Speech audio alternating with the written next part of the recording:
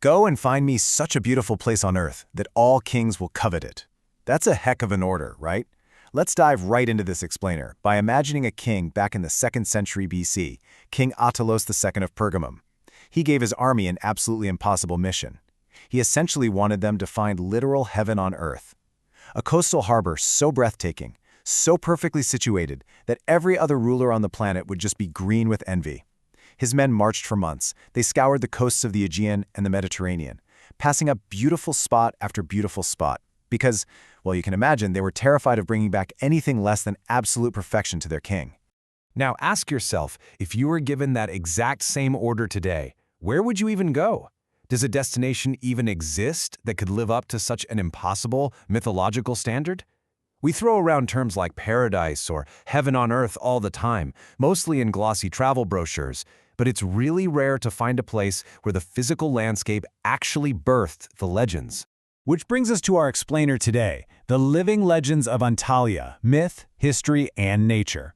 Now, if you think this region of the Mediterranean is just, a beach destination filled with all-inclusive summer resorts, you are definitely in for a surprise. Today, we're going to explore how Antalya's stunning natural beauties, its towering mountains, hidden canyons, and crazy eternal flames served as the actual canvas for some of the greatest historical events and mythological stories of the ancient world. Okay, part 1, Heaven on Earth, the birth of Antalya. Let's see how King Attalus' soldiers finally completed that impossible mission. After months of exhausting travel, they crest the Taurus Mountains and look down at the Mediterranean coast. And seeing these dramatic cliffs just plunging into the turquoise sea, completely surrounded by lush green pine forests, the exhausted commander literally falls to his knees and shouts, "Thank you, Zeus, we have finally found Attalus' city." And honestly, they had. The king traveled there, was completely stunned by the beauty, and founded the city of Antalya, which, over millennia, evolved into the name we all know today, Antalya. Moving on to part 2, the city Alexander couldn't breach, Termessos. We're going to shift our focus inland for a second here, because this landscape, it didn't just forge immense beauty, it forged unconquerable fortresses. High up in the mountains, the geography itself actually became a weapon against the greatest military mind of the ancient world. Let me pass. My journey is long. I do not want to lose my soldiers before this eagle's nest. I love this quote because it perfectly captures the sheer frustration of Alexander the Great. Picture it. The year is 333 BC.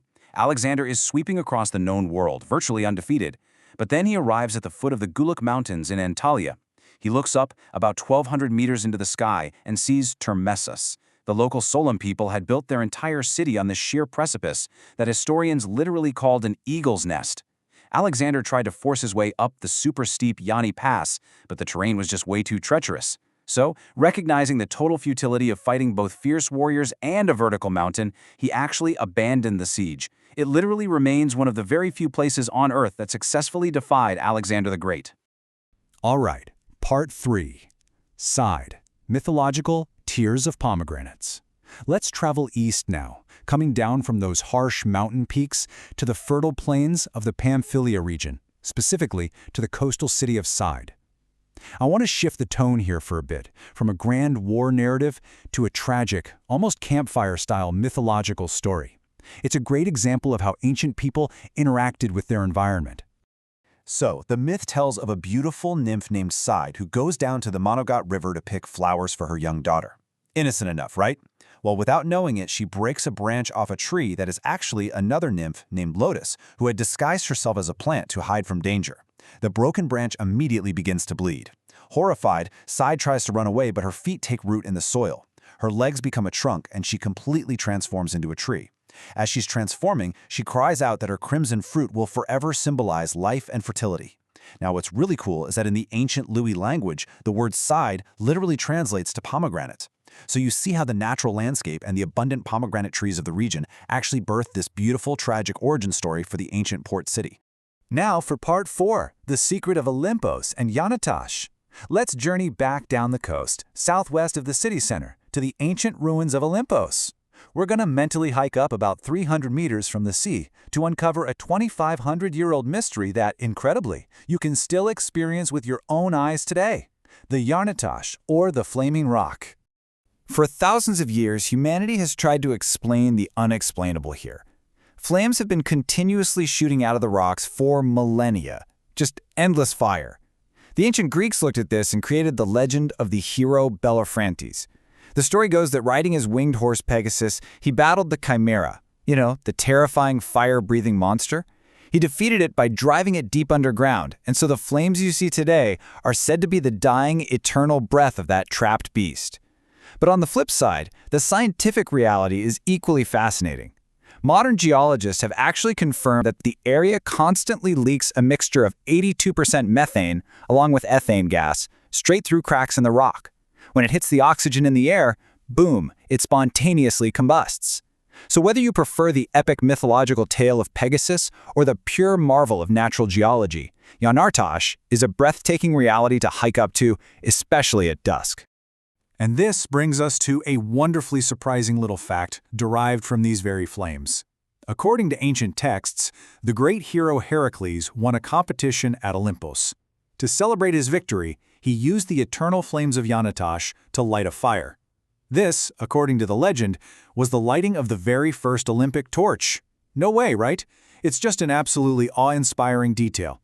It really goes to show you the deep, global cultural impact that stems directly from the specific geographical anomalies found in Antalya.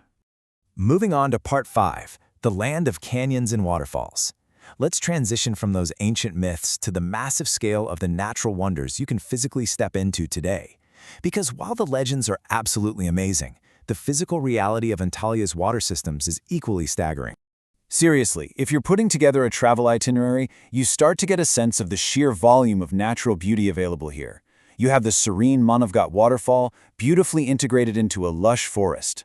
Then there's Saklikant Canyon. Guys, this is a massive geological fracture 18 kilometers long and a staggering 300 meters deep. You can literally walk through icy, rushing waters right between these towering rock walls. Then Kershunlu Waterfall offers this tranquil walk through pine forests, past 7 connecting emerald green ponds. For hikers out there, Gonuk Canyon sits right on the Lycian Way, which is one of the world's longest and most famous trekking routes. And hey, if you want an adrenaline rush, Koprulu Canyon is the premium destination for extreme whitewater rafting. There is a deeply immersive natural experience for absolutely every type of explorer. And finally, we just can't ignore the immense historical footprint left behind by the Romans and Lycians. Here's a fantastic insider tip for visiting Antalya today. By getting a digital Musicart or museum pass, you basically get a golden key. You can effortlessly unlock these remaining historical sites without breaking a sweat in line. I mean, you can walk right into Aspendos and stand in what is arguably one of the absolute best preserved Roman theaters on earth. You can stroll down the colonnaded streets of Perge to marvel at ancient urban planning, or just sit under the pine trees at Phaselis, where the ancient aqueducts practically touch the waters of the Mediterranean port. So, we started this explainer with a king searching for heaven on earth, and we've journeyed through unconquerable eagle's nests, tragic nymphs, eternal flames, and towering canyons. Antalya is a place where the landscape itself just absolutely refuses to be ordinary. The myths here, they are just old campfire stories. They're genuine attempts to explain a geographical reality that is simply too stunning for everyday language. Antalya's legends have lived for thousands of years, so the only question left for you is, where will you write your own legend? Thanks so much for joining me on this deep dive, and I'll catch you in the next explainer.